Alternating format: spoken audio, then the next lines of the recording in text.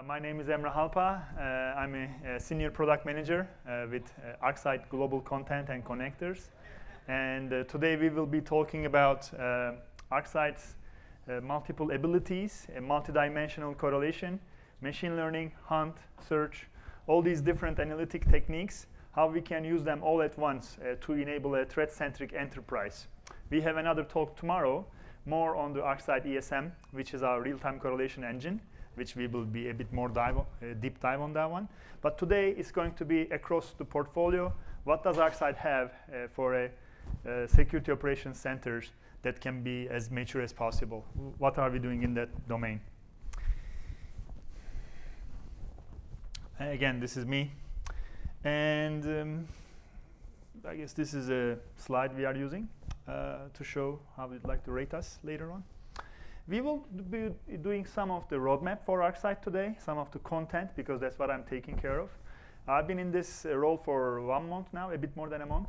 And I've been with ArcSight for the last 8 years. And because of the roadmap items, these discussions will not be able to be shared publicly, but it's a special for you. And this is today's agenda. And we will talk about the privacy aspects, obviously. And we will obviously assume breach. Nobody heard that before. And today's Security Operations Center. Because of my role, I tend to travel a lot. I was in Sao Paulo a couple of weeks ago, last week in Germany, Böblingen. I'm based in Germany. And so I'm seeing lots of security operations centers. And I'm seeing real-world advice from them. And I'd like to share some of them today. And I have a specific attack that I'd like to talk about, which highlights some of the aspects of the ArcSight's multiple threat solutions. It's called EvilGenX and Modlishka. That's a special attack vector using attacking the two-factor authentication. It's for automating attacks on phishing. And you can say, well, I've seen everything about phishing. Emrah, you don't have anything new. I agree, but this was quite a surprise for me. Maybe there's something new for everyone here. So, and then we'll talk about anomaly detection and machine learning and hunting in a big data world, the story of the $200 million hack, and the case study. And this is me. I generally go a bit overboard, and we are 4 minutes into the slide already right now. So 55 minutes. We will be able to finish this. This is in Slovenia. I got arrested because I was too slow. And 20 years in InfoSec, Evasion Ninja, a tipping point background. I like minimal techno. And I live in Munich. With that. So my name is Preston Weiler. There you go. So I am an ArcSight product marketing manager. I've been with Micro Focus for a year as of yesterday. Like Emre, I'm kind of from all over. I grew up in Japan and China, lived in Peru for a while. Now living in Utah. Still love to travel, though. This is just from a couple weeks ago with my wife in Cozumel.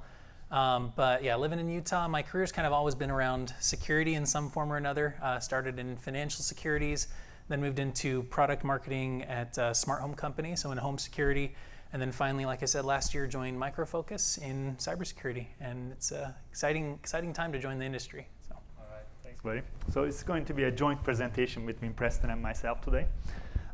This is the biggest problem of today, privacy, being under attack from all angles. My DJ background tells me not to walk over there. This is the threshold. And under attack from all angles, which I like it because we only have one problem. So it's easy to focus on one problem. And that problem is, can we get some sound in the back? Hey! This is the CISO versus the pen tester.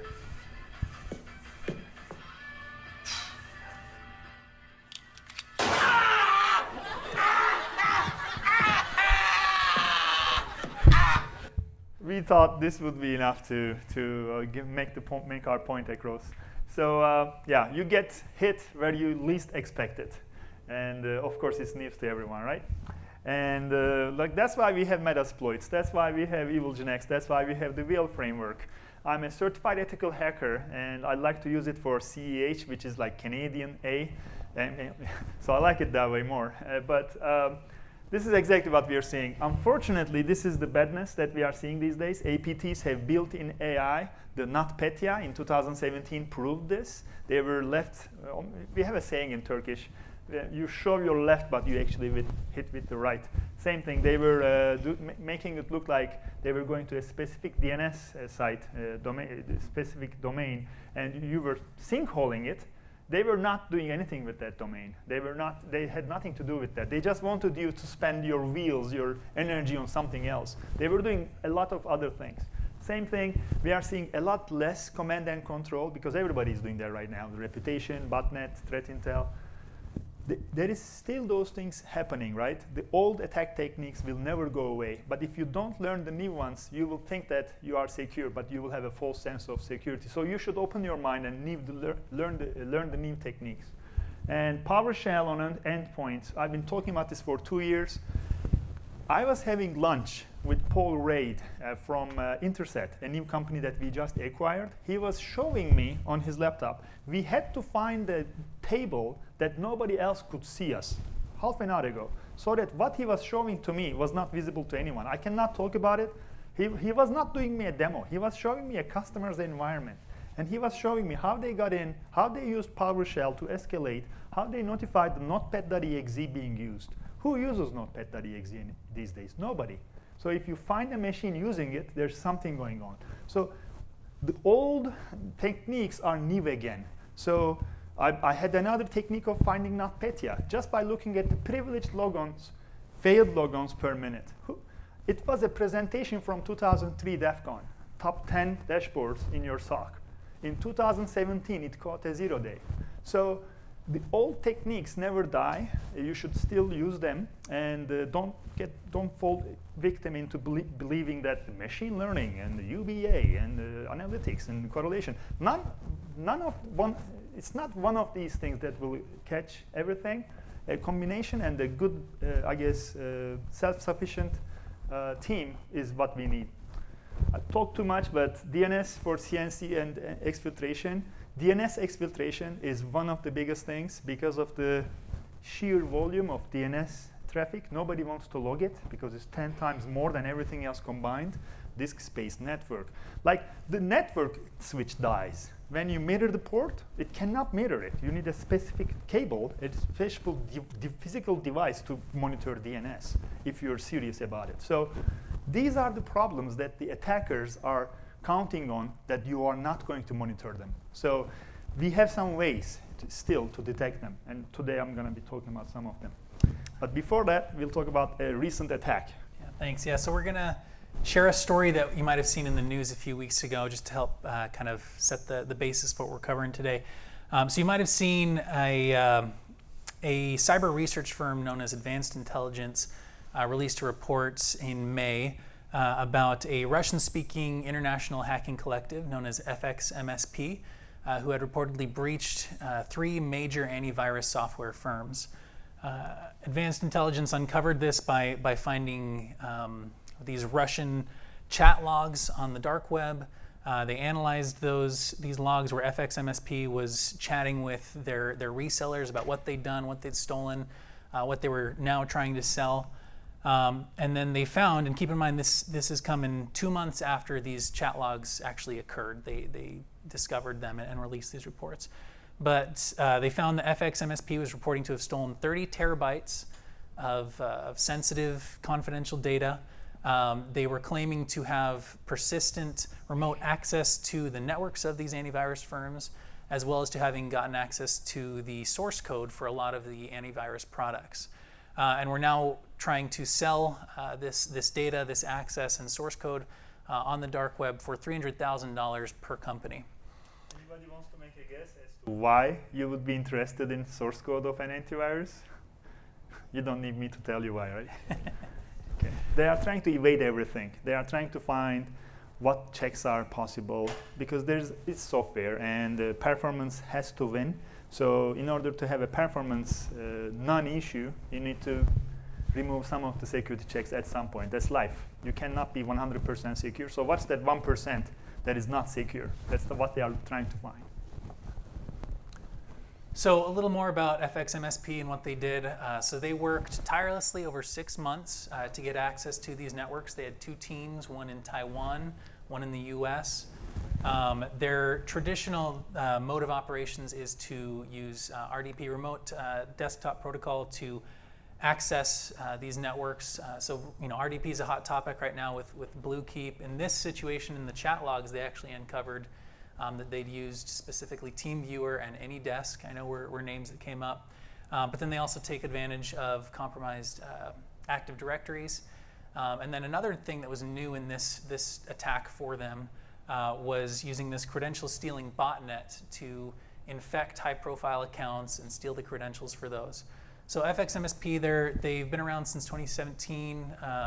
They have already earned, I think, over $1 million in their previous exploits. So Advanced Intelligence reported this as, even though it's still being investigated, they reported this threat at least as being credible. And yeah, got access to source code, to the persistent remote access, and are now selling that on the dark web. So you may be wondering, why is this breach so concerning? Why is it so shocking? For one, this wasn't just any company; these were cybersecurity companies. You'd think if anyone should be safe, you'd think it would be them. So it just goes to show that hacking groups and collectives, they're getting more organized, they're getting bolder, their strategies are evolving, and no one is safe. Everyone is at risk with this. As far as the consequences of this breach, why are those so concerning? For one, we've got the remote access, which is an obvious threat. It gives them continued access to continually take data and potentially harm more employees and more customers of these antivirus firms. And then, as Emra mentioned, the risk of stealing that source code is they can search through it, they can find those vulnerabilities, and they can exploit them. And considering that antivirus software is one of the most widely used defensive layers across organizations worldwide, that's a big risk. They can just bypass that first layer of security, which brings us to the question: what do we do if a layer of our security fails? So here's an example of that. You guys might have seen this picture before. Yeah. I used to have a version of this with a video Lamborghini going underneath. I was in Istanbul a month ago. They not only have this, okay, they blocked the sides. They had, I guess, vertical as well, 3 sticks coming out under the bar. So just to make sure the Lamborghini cannot go under too. But then again, I guess you can jump from. But yeah, cat and mouse, right? Yep.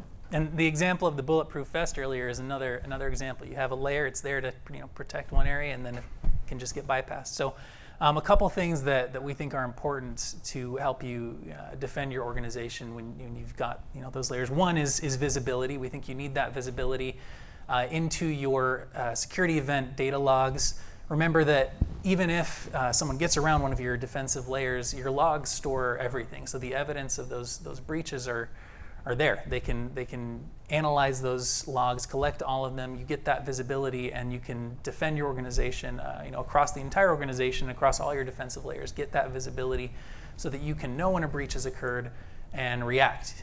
You can detect and react quickly. And then the other thing is having that layered defense. It's a statistical certainty that at some point an individual layer of your defense will fail. And so we think it's important to have that multi-layered, ideally from, by minimizing your vendors.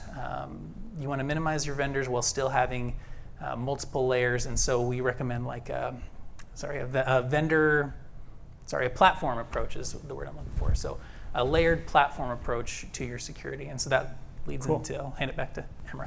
Thank you. Just because you mentioned that, something that I'm sometimes going off topic, but these are very relevant. I heard last week from a friend of mine. I have a Turkish background, so maybe I'll get into some trouble by saying this, but I'm going to try to stay on the safe side. There was some kind of firewall being stopped for 30 minutes on a Friday, and that was one of the biggest problems. Nothing more, just 30 minutes of firewall being stopped. That was the insider admin taking an action. So I can't give too much information, but that was caught by a log monitoring solution. So everybody thinks, Emrah, give me the APT, give me the chained rule of events, give me the one that has global variable with the active lists, if you know ESM. Give me the dashboard with triple graphs on it. Sure, those things do help, and they look good when a CISO enters. They are like, yeah, my team is working hard, no problem. But these things, the plumbing, the EPS is going down, EPS is 0, EPS is 10% less than its usual. So self-healing connectors, because I'm the connector PM these days, and how do we know? Why not apply machine learning to the connector EPS? We never thought about that before. Like, what's the average of this EPS from this connector on a Monday evening, on a Friday afternoon? 0, maybe they will not make it 0 next time. They will make sure there's something else is happening. So, and long story short, you need to look at everywhere. You need to be right all the time. They need to be right only once, right? So we need to assume that they will get in at some point. Even the antivirus companies are not safe. So this is what people think our solutions, how our solutions get deployed. In some occasions they do. I was in Vancouver in 2010 Olympics. Yes, it looked like this. Atos Origin, VANOC, Vancouver Olympic Committee. We had something exactly like that. I was sitting somewhere around there. But not generally. Yeah, these look like scenes from the Matrix. This is normally what I see. This is 80%, 95% of the time. Actually, this is an amazing SOC. When I see this, I'm very glad. When I see this, I have a concern. The tool is functional. Everything is functional. The guy is missing. The lady is missing. I was in, okay, I'm not going to go ahead of myself, but anyway. Here is the single source of truth. I'm not going to be saying that I know everything. No, please don't get me wrong. But it seems there's a belief in the industry that UBA, machine learning, search, and hunt, sniping, and almost like a war, yeah? All these things will find everything in the world. Cool, they are the cool in new technologies, and we have a product in almost each of one of these domains. But even then, don't believe the hype that it will be very easy and it will just learn and fix things. The rule-based correlation, people are now giving the idea that, well, it's the SIM, it's the back, it's been 20 years, we should now grow up and find something else. I'm really sorry, but I'm not sure if you're watching SANS.org. They have these SIM 555 and all these, I guess, Beavis and Butthead almost, two people are always having these. I forgot his name, Dustin, I believe, always talking about the MITRE ATT&CK framework, the Sigma rule writing engine, how the SIMs of the world can unite to provide a holistic view, how they are finding the latest attacks. So correlation is not a third-party citizen. It's not a third-world citizen. It's still probably a 60, 70, maybe 80% of a SOC is depending on this rule-based approach. Interset last year at Black Hat, they had stickers that said, rules suck. Now we acquired them. So it's not that we are changing our tactics, but it was cool to say rules were not the best idea. It was a cool thing to do it that way. Search doesn't equal SIM. SIM is based on rules. And I was in a bank, and again, a month ago, and they had 400 rules. I said, are you happy? No, we are going to be 800 next year. I said, are you going to be happy at that time? They said, no, we're going to double that in the next following year. So rule-based approach, fine-tuning and removing false positives is the best way to start your SOC maturity, and then adding the others on top of that. The unknown unknowns come later. So this is a prime example from a company, from a SOC in Tel Aviv in November. I was visiting them. This is the rule-based approach. This is the ESM correlation engine. These are the individual ESM alerts coming from the correlation rules.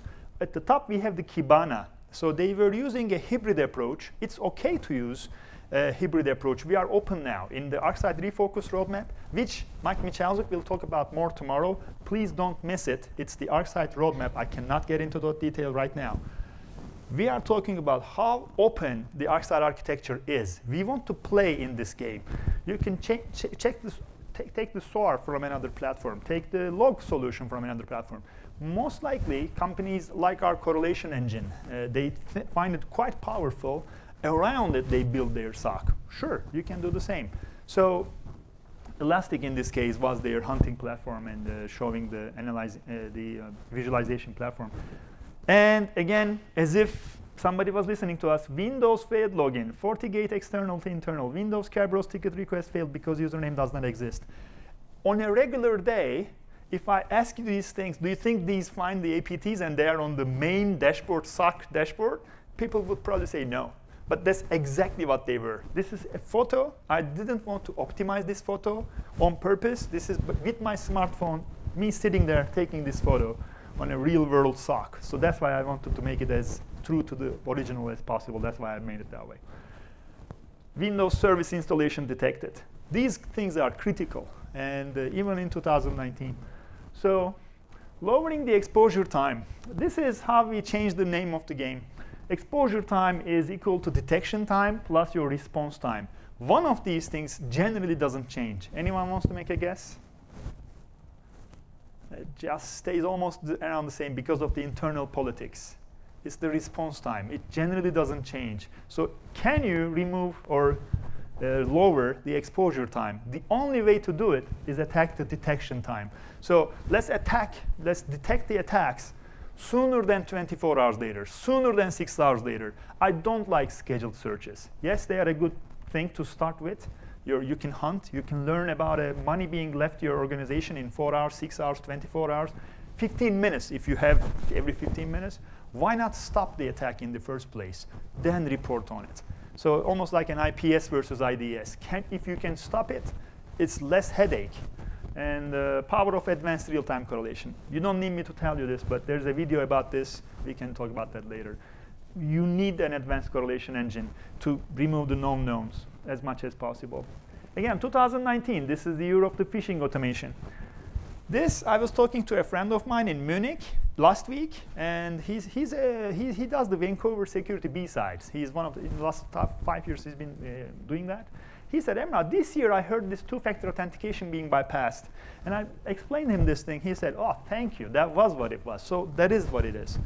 And everybody's talking about this these days, two-factor authentication being bypassed.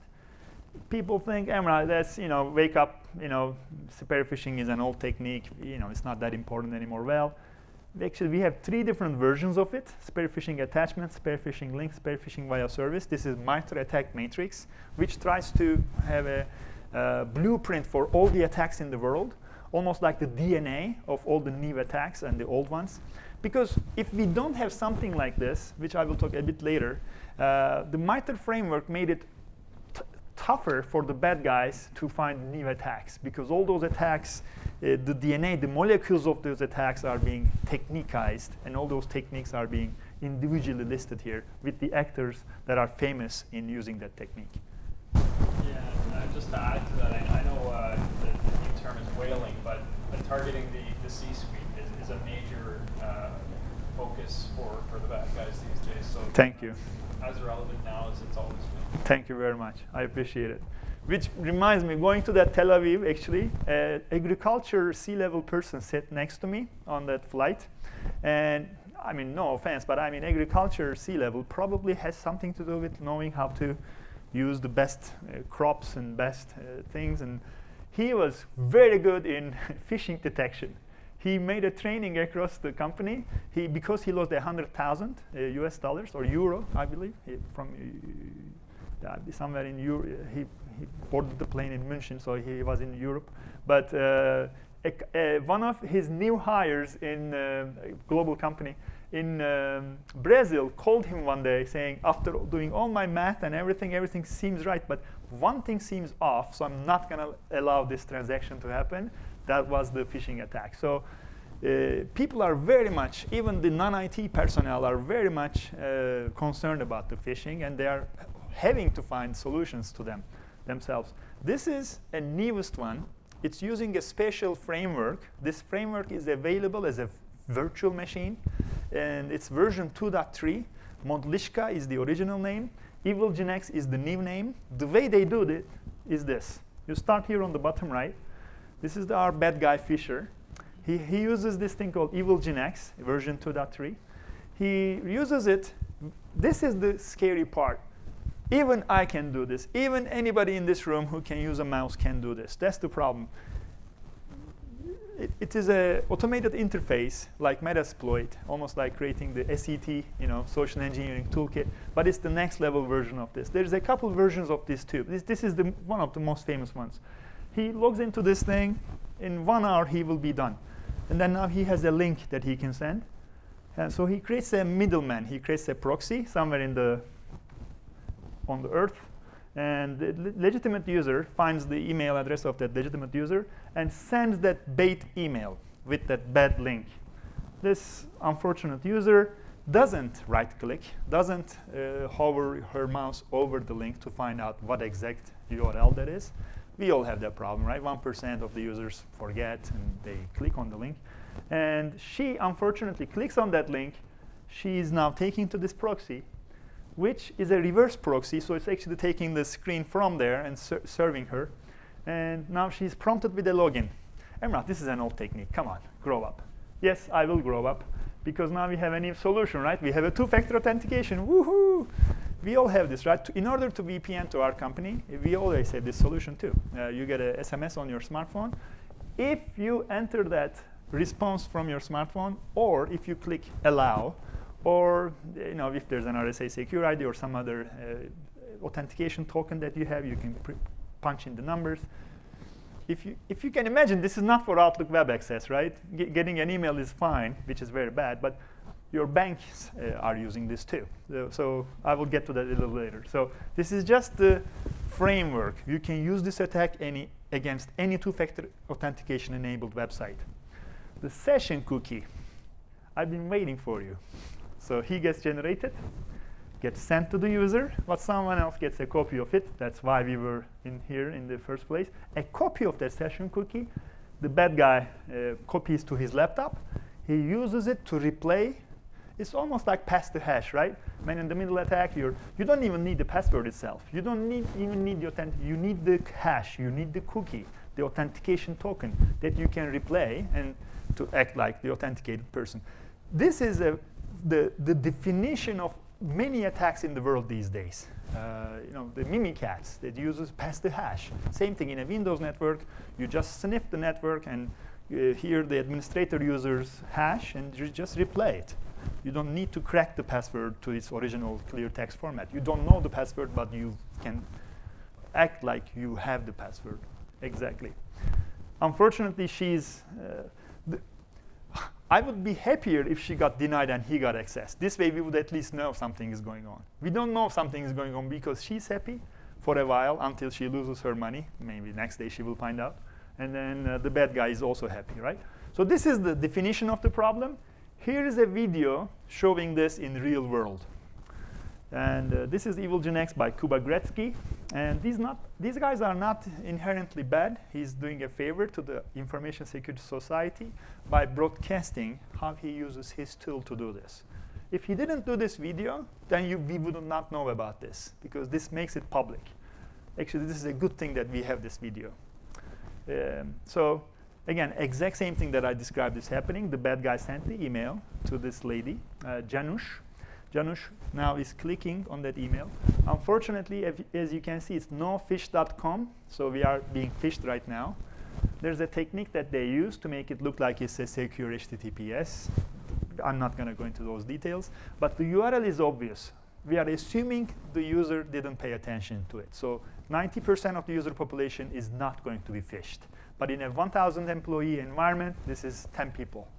So even if it's 99%, in a 1,000 it's 10 people, you can do the math.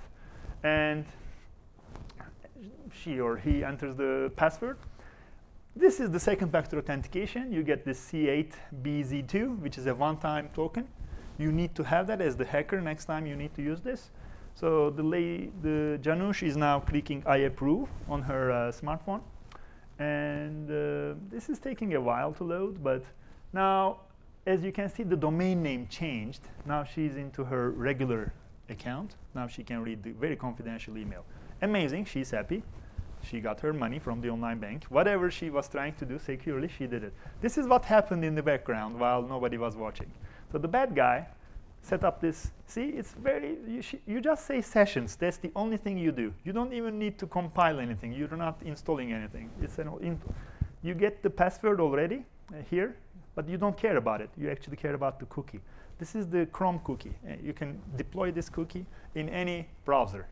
In this case, because it's Linux, in the spirit of hacking, I guess he has to use Linux, and he will paste that cookie into a fresh, brand new browser. And from that point forward, that browser is going to be authenticated, trusted. That browser is now going to be allowed to do anything that that user was able to do. So this is that cookie importing utility, which looks like a cookie. And you just paste your cookie, say submit. Now, this browser is powerful. You could have 3, 4, 5-factor authentication. I don't care. That session cookie is inside this browser. You go to the website. Did anyone see a login prompt? So this is the way they do it. The moment I presented this in Universe in Vienna 2 months ago, a person in the crowd came up to me in a very low voice, because nobody wants the world to know that this is happening. A bank, they said, our customers are being attacked like this. They are not even using this tool. They are making a phone call to the more senior parts of the community, saying, well, we are calling from the bank. We just sent you an SMS. Please read that out loud to us to make sure your smartphones are functional. And of course, our moms and dads, they just don't have time, and they don't know what's going on, right? So they don't even need this tool. So they are doing it in another way.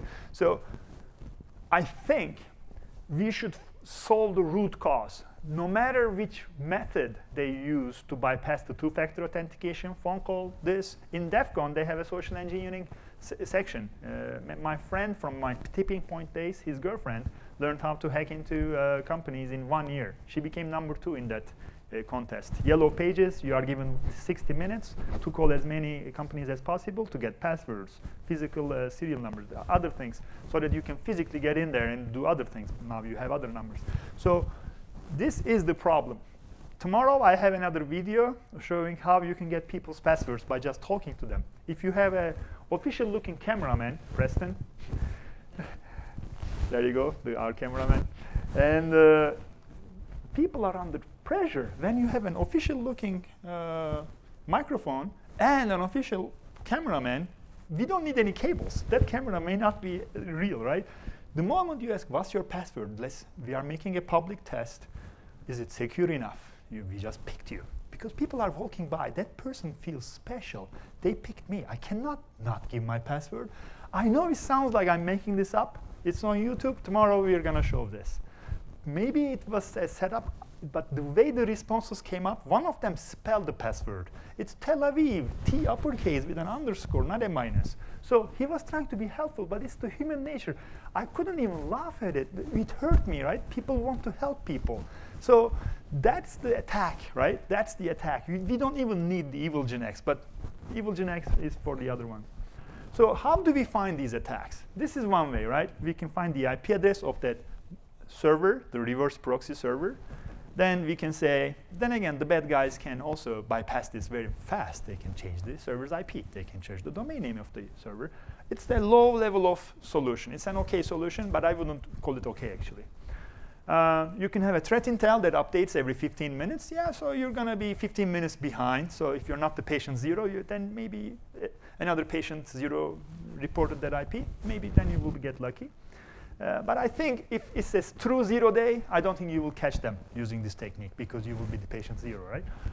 Unfortunately, there is some FUD on the industry about how to find these things. And if you're not paying attention, and I wasn't paying attention, a company, one of our competition actually, they said, hey, we have an EvilGenX solution. I was very happy about it, actually. I'm like, there you go. We have good competition to compete against.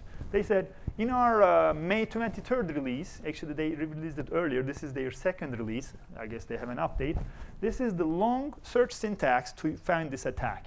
If you really decipher this, they are looking at the DNS resolution, DNS query host. They are looking at the DNS of this EvilGenX proxy. Also, they are looking at the dynamic DNS providers. Who used noip.com to remote desktop into your mom's desktop so that you could provide remote help desk services? Was it only me? From Canada to Turkey, I was remote desktoping? OK. So it's like a 10,000 or 100,000 list of entries, noip.com, noip.org. so that the IP changes, but the domain name doesn't change. It's a free service.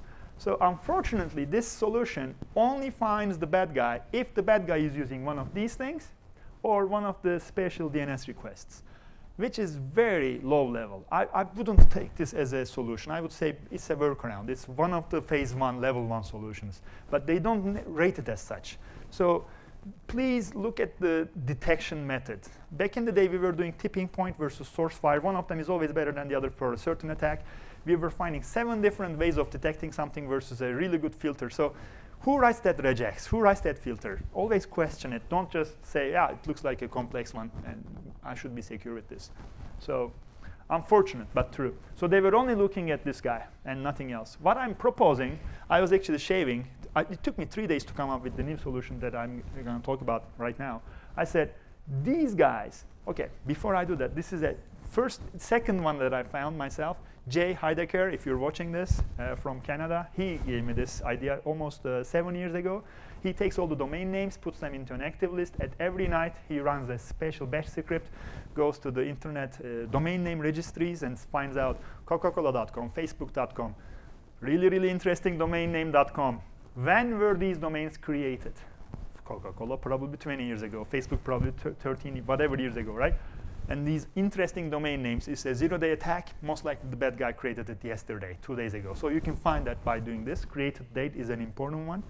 But again, you're a little bit behind. You need to query this. It's a hunting technique, so you're 1 day behind. How can we make this real time, Emrah? How can we? So I thought about it. Again, I was really literally shaving, and boom, it came to my mind. We don't only have the reverse proxy. We have a laptop. We have a legitimate smartphone, and we have a not legitimate, the web laptop. Why don't we use these attributes? That was my thought. And here's the thought process. I won't get into that, but I will explain it like this. We have the legitimate user in Toronto with a legitimate laptop, let's say in an interesting address, home address. And the smartphone is probably in her pocket in the same address. So the IP address has a geolocation. Smartphone has a geolocation too. It's the allow this app to access my location. The Google Maps, the Android, the Apple, all of them have this feature. So if they are in close proximity, yes, the geo IP is maybe a couple 100 kilometers off. You can say maybe if they are within 200 kilometers, they are in good shape. When the bad guy uses his machine from Turkey, because we are the bad guys, the distance is too far. Oh my God, you're in bad shape. We don't even need to alert on it. We can just stop the attack in real time. Emrah, it seems like you drank the Kool-Aid. This is so James Bond. It just doesn't happen like this. Where is that rule? Really? Is there a distance calculator rule? Well, I thought about it because I've been told that this is possible. It's called the neighbor snooping use case from Canada. There is also a CRA version of this, Canadian tax organization. As a neighbor, if we are sitting in the same street, but he doesn't know, but I have access to this solution, I'm working at CRA, or I'm a doctor at a big hospital, I can look up his records, medical records, his tax records, or whatever, because I'm a bad boy. But the ArcSight was going to say, well, these two people are actually in the same street, the proximity of their address. That was the use case. This is maybe 7 years ago. It was done here, not here, but in the other location of the HP Protect. So I used that one. So here is the rule. There is a rule. This is the active list within the rule that calculates the distance. It somehow depends on the Earth's radius and the pi number. Don't ask me, I'm not mathematically good enough to understand why we use that. But it's using some sinus, latitude, the longitude of the cosinus and other ones, and then we're rounding that number, and we are calling this distance meters, more than 1,000. You don't need to know this. You can just copy paste that one, and then you start using this variable in your rules. This is a real-time rule. So please, next time you see someone, correlation sucks, rules suck, show them this screen. I'm quite honest about it. I'm not making this up. That company who I gave example about, 400, 800, 1,600 rules, they got the highest maturity rating 3 months ago from our SIOC services ever given to any company. So they are not just drinking the Kool-Aid either. They know who to talk to. They know where to go to focus on the rules. Do they feel done? Are they ready? No. They still hired another hunt team, completely separate hunt team, nothing to do with the SOC, so that it's almost like a red team, blue team exercise. You have another team that is looking at the unknown unknowns. They don't know which rules are in place. They are trying to find things. But if they knew which rules are in place, then they would spend their efforts, in my opinion, better, because now they would focus on those ones that they are not always looking at. So security operations and analytics. Log management, we all need this. Data analysis, we all need it. Real-time alerting, we all need it. Security analytics, we all need it. Advanced security operations, we all need it. When I say it like this, because it started on the left and the screen was empty, you almost immediately, as a human reaction, you thought, what is the fifth one? What is the seventh one? I want that one. Yes, you can get there, but that doesn't mean you shouldn't do these. It's a maturity level. You have to crawl, walk, run. And we have products, and I know this sounds like a product pitch. That's not why I showed this, but different products cover different parts of the maturity cycle. So that's how you get to a self-defending enterprise. You need all these 3. You need all these 5. Sorry, I said you need all these 3. I wasn't trying to say you need all these 3 products. It sounded that way. That wasn't what I was trying to say. You need all these 5 different analytics platforms. Because if you're not looking at your logs, your compliance people will come and say, why did you just do correlation? Why did you just do hunting? Where is the 7 years ago's VPN logs? You will get asked this question. They will tell you it's OK to come back in 5 days, to come back in 1 day. That's the PDF engine. The reporting engine takes time because it's slow disks. It's 7 years ago, lots of big data. So it's OK to come back a little later. But you still have to have it. A Hadoop, sure. If you like Hadoop, whatever. So, but you have to have it. So this is that ArcSight being open and re-architected. The Smart and Flex connectors, they create the clean data. And we have the Security Open Data Platform, Transformation Hub. Anyone wants to make a guess what the old name for Transformation Hub was? Starts with. Thank you very much. Everybody studied their lesson today. I appreciate that. So that's the new name. We are releasing that in July. Version 3.0 is coming. And in the beta, we have seen quite a lot of enhancements. So I highly can stand behind it. So think about it. If you don't have a message broker in your environment, that is the key to enabling an open SIEM so that you can have any UBA, any big data solution, regardless of ArcSight. If you want to go with ArcSight, sure, we have the solutions. You can go with a Hadoop, a completely separate third-party UBA. All those things need logs. Are they going to require you to install agents? Please say no. We have the agents. We already deployed them. We have the clean data, which this guy is having. This guy can subscribe, a producer-subscriber technology. They can subscribe to the topics. UBA most likely wants to fail login, success login, so don't give star.star. Long story short, we have the UBA, investigate, and other things if you want to take them from us.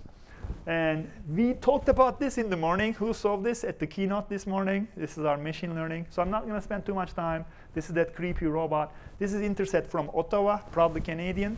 And looking at time here, we are coming to the end, so I'm not going to spend too much time here. But their famous part was they didn't yet actually, this US chip manufacturing company, they internally found these 2 users stealing source code. They said maybe there's more. They used another company, and 1 year, and $1 million later, they couldn't find anyone else.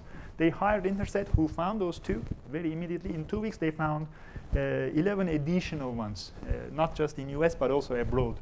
This was when they decided a big data company should become cyber. That's what we are seeing these days. Big data is being applied. The big data scientists are now focusing their efforts on cybersecurity use cases because I believe there's money in it. And this is that anomaly finding engine. I'm not a machine learning expert. Tomorrow we have 2 sessions on this. Don't try not to miss them. If you're watching this on video, try to watch the other ones on the top right. I just made that up. I don't know where they will be listed, but they will be listed in videos. And this one is good because in machine learning, there's 2 types of learning: supervised, where you tell, these are 1,000 different faces of happy face, guy, lady, happy. So you shouldn't introduce anything false positive. You shouldn't put a sad face and call it happy. Then the machine learned wrong. It takes a lot of time to train that machine. But then you have a good machine. Yes, it's one way of learning. It's called supervised learning. That's how we learn mathematics and other things someone teaches us. Another way is called unsupervised. Throw me everything. I'll try to group things together and then find the anomaly. That's what this guy specializes in, intercept. That's their, what is it, butter? Bread and butter, thank you. Bread and butter. And they found these people working in the same team. And then this one guy, one lady, whatever, doing exfiltration, or maybe something interesting, maybe something unusual, maybe not a hacker, but something very unusual. So that's, without spending much time, you just get that right away. And the 22 active risk entities, I'm not going to spend time on this, but from millions of entries, we are trying to get to double-digit entities to focus on. This is important. We are detecting insider threats. So in this case, billions of events becoming prioritized threat leads. And we are using different scoring mechanisms. It's almost like 2 yellow cards, meaning a red card in soccer. So we are increasing our confidence levels by increasing the numbers. Each time that person receives an interesting email, sends an interesting data. I was always watching these slides since we acquired this company, and I was trying to learn how to demo this. And I was always thinking, the sample data, there's always this Joshua doing something, this lady, Sandy, whatever, doing something. In the real world, I was there. Like half an hour ago, 1 hour ago, Paul Raid was showing me a person. I have it listed in my paper here. Like, this is brand new. Like 1 hour ago, I have 2 pages of content showing what exactly happened. I'm not going to read the whole thing, but there was a clear text login, which is type 8, I'm sorry, with a reverse shell PowerPoint, notepad.exe. And somebody did an audit there. They left a CSV file there. And audit always uses some interesting tools. They didn't delete those tools. The bad guy used that tool. So they are living off the land. They are not even uploading the tools. They are always searching what's available without detection. They want to do minimum to do the harm, right? They take their time. And lateral movement. Command.exe / I don't think I can give this detail, but they were doing an FTP uploading tool. It failed. They tried another method. So who uses FTP uploading in your regular user population? The fact that somebody opened FTP, most likely the FTP, the full client, let's say FileZilla. Generally, us hackers or us defenders, we use those things. In your enterprise, if you're seeing this on an interesting subnet, notepad.exe. Who opens notepad.exe like these days? Seriously. And then they were using PowerShell with the nop exec bypass encoded command. You had to base 64 decode the whole thing, then decode it again to find out what exactly they were doing. They were doing a driver signing so that they could make it look like a driver. They got the hash, they put it into VirusTotal. Sure enough, it was PowerShell.exe. So they were making it look like everything was normal, but nothing was normal. They were doing, this is real world, nothing to do about the demo events that we have. So tomorrow at 9:20, which is actually at my time, I have Intercept success stories. And I think in the morning, Intercept finding red team. That's one. Just remember the word red team. Try to watch that presentation. We have 5 minutes, so I'm not going to spend too much time. Hunting in a big data world. This is important. Anyone knows what's going on here? These are very, very long DNS requests. Anybody wants to make a guess? This is from 2004. So I'm sorry, 2014, real world data at HP at the time, Hewlett Packard. This is, when I looked at this is MM, and then ELD, everything repeats. So why? You can just format this machine, right? This crazy machine doing crazy stuff. No, don't format it yet. Someone said, don't format it yet. That someone I'd like to, hug.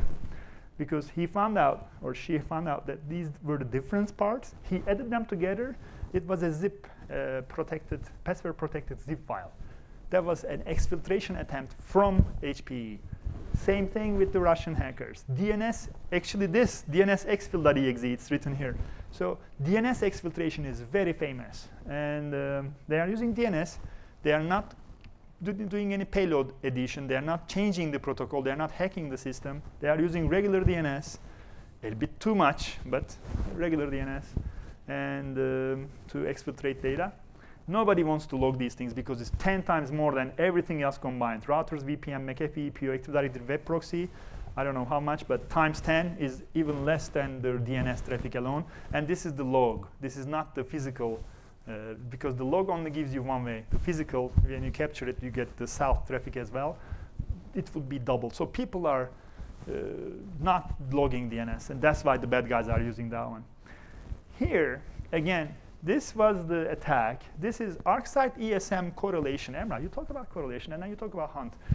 They are two different things. Can they work together? That is the question, right? If I give you the tip of the iceberg, do you believe it's an iceberg or if it's a small ice?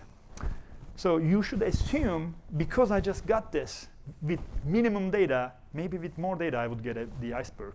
So this is ESM showing me on a Saturday night, I'm receiving a smartphone, an alert. The alert is saying, red alert, DGA malware on a critical host. It's a Swift workstation. Swift workstation in the banking terms means it's the workstation that can approve a transaction. Can this money from there to here go? If it's less than 10 million, one Swift approval is okay. If it's more than 10 million, a second approval is needed.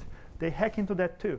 And then after 80 million, these two have to say yes, because they wanted 200 million, they hacked into a third workstation. So 3 Swift approvers, workstations were hacked using PowerShell, not the CISO, not the IT admin, not the InfoSec admin. 3 Swift workstations, regular desktop image. I'm really sorry, that is not a regular desktop image. That's your crown jewel. That's not your SQL server, that's not your FTP, that's your regular Swift approving workstation. I'm using regular in the other meaning. It's your crown jewel. You should have been watching it. People tell me it takes 30,000 EPS the moment I enable PowerShell and Sysmon and DNS. Why don't you enable it on those 100 workstations first that are really important to you? You know, that's your 80% of your risk. Anyway, it showed us an IP address that was doing it. You now come into our hunting engine, which has all the data, and you're searching what else this IP has been up to in the last couple of weeks, because ESM probably doesn't know about it. It's getting from those 100 machines. But the big data from your whatever 50,000 workstations are going to another place. This is that searching system to search that other place to find the other needles in the haystack. Big data visualization driving the hunt. If you didn't have a correlation engine to give you that IP address, where would you start the hunt? Well, in Investigate, each release, we have a host profiler DNS analysis now. This is from last year, actually. This is the DGA analysis screen of our Investigate hunting solution. It finds you automatically, without you doing anything. You just click on this button. It finds you the DGA, all those attacks using DGA. I like this so much. As the content PM, I'm putting this into Logger and ESM now. And in November release of ESM 7.2, we're going to be seeing one iteration of this. And in Logger, we are getting this. I was amazed to see the energetic people in the R&D team of ArcSight. So I'm very looking into the future now. And we are having a very open roadmap, which I don't have time today to go through. But at some point, please find me, and then we can talk about the roadmap for content. And here's where we get Preston on stage. So yeah, I don't want the police to come and arrest me, so we'll be super quick on this. And then if you won't have time for Q&A, but if you have questions, please come up. We'll stick around after this and just ask us directly. I'll just cut down to the end here. So just the 30-second spiel on this. So this is the most recent ArcSight success story. Kuwait Finance House, they're one of the foremost Islamic financial institutions in the world. They had a basic monitoring solution that they didn't feel could help them address the complex, evolving threat environment today. So they looked into SIMs, did a market analysis, and chose ArcSight. Partly because of ESM's correlation capabilities, loggers, cost-effective log management. We have one problem. Why don't you take this? Whoops, sorry, my mic. Yeah. Tried turning it on earlier, but then I got some feedback, so switched it back off. But okay. So loggers, cost-effective log management, and then also because we could integrate with Finastra, which is a cloud solution for the financial industry. And then they ended up being very happy with ArcSight. They got their full infrastructure coverage and visibility, full compliance. They had a lot of compliance they had to meet. and commented on ArcSight's content and how effective that was for them. And ultimately, it was about this last line, helping them detect and respond to threats faster and cut down the exposure time, like we talked about earlier. So. I'm hearing this all the time these days. Thanks, Preston. This is a critical use case or case study. Another reason why it's critical is I was having actually CISO dinner, a round table, whatever, very round table actually, in Böblingen in Germany. It was our security user group. I guess this is the US version, that was the EMEA version. And they said the biggest pain for them as a finance company was the audits. When the auditors came, they wanted everything. And they always changed the, what they were asking for. So when you have prepackaged content like this, hey, we have this PCI DSS, we have this, we have that, at least you are in a very good starting point. I have a Canadian background and another financial organization in the North Vancouver. I was visiting them, and I was actually doing two activities for them, Tipping Point and ArcSight. And again, this Jay Heidecker, the previous person that I was mentioning who found the created date domain, interesting use case, he was helping them deploy their rules and optimize them. The only thing they had in ArcSight, they had only one rule, maybe a couple rules, but one use case that only found out if a user was being added to a privileged group and then removed on the same day. That was the only thing they were looking at. I said, very interesting, very nice. And why are you just looking at this? They said, that's what the auditors are asking. Are you happy with this solution? I'm sorry, I gave it away. That was how the discussion started. Are you happy with ArcSight? They had a grin on their face. Should I be scared or should I be happy about this? Like, are you seriously happy with ArcSight? Like, this is a genuine question. They said, this is a genuine answer. We are very happy. I said, why? Can you explain why? He showed me the rule. He said, when the auditors come, it takes 5 minutes. They show that report that these are the people that were added. The auditors, it seems, they add someone and remove because they have that right without the good guys knowing, almost like a red team. And these guys would always show these auditors' names, and every time it was a different name. Here's the report. Well, you caught us. I guess you caught everyone else too. So you have flying colors. You passed with flying colors. So sure, if ArcSight gets you a faster audit, use it that way. I mean, nobody would blame you. You didn't find the APT. So it has different uses for different companies. And so that's why I think we are here, what we are doing. So thank you for listening. It's been a pleasure for us explaining this. Yeah. Hopefully it was a pleasure for you. Yeah, we got a few more minutes to the next session, so if you do have questions, you're welcome to still come up now, but also I'll be down at the ArcSight booth in the demo zone, and then I'll ask Emra if you're okay to come down during the next, during lunch, maybe. Sure. So, cool. Thanks. Thank you very much, guys. Appreciate it.